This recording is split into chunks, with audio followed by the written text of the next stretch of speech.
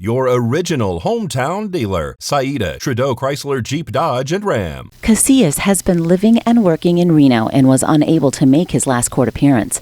Friday, he stood in Judge Wonker's courtroom a changed man. On July 17, 2018, Las Vegas Metro Police contacted the Nye County Sheriff's Office for assistance.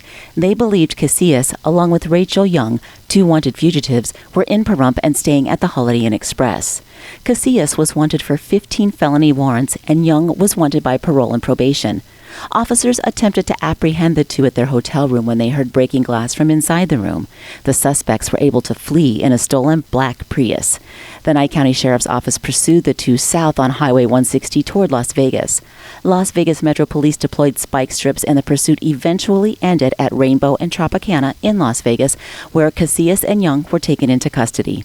Casillas spent time in prison after the arrest for the felonies he was wanted for, and Friday stood for sentencing for an offense involving a stolen vehicle and obtaining and using personal identifying information of another person. When deputies entered the hotel room in Pahrump, they found a forgery lab that included victims' checkbooks, debit and credit cards, passports, online passwords, banking information, computers, printers, laminators, and templates for changing lettering. When Judge Wonker asked the state how they thought she should proceed, Deputy District Attorney Kirk Vito stated that the goal of the correctional system was to rehabilitate those committing criminal offenses. He went on to say that in this case, quote, "I have no reason to believe the prison didn't work," end quote.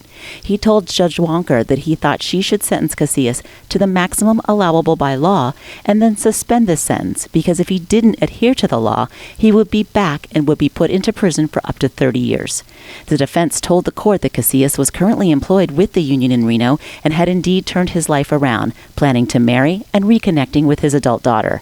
Judge Wonker took the advice of DDA Vito and sentenced Casillas on count 1, offense involving a stolen vehicle, to 48 to 120 months suspended and 3 years probation, and on count 2, obtaining and using personal identifying information of another person, 96 to 240 months, also suspended and 3 years probation. Both sentences to run concurrent. Casillas will also pay $3,000 restitution to the Holiday Inn Express in Pahrump. He was given a warning to continue on the path he was on, avoiding drugs, alcohol, and trouble with the law, or he would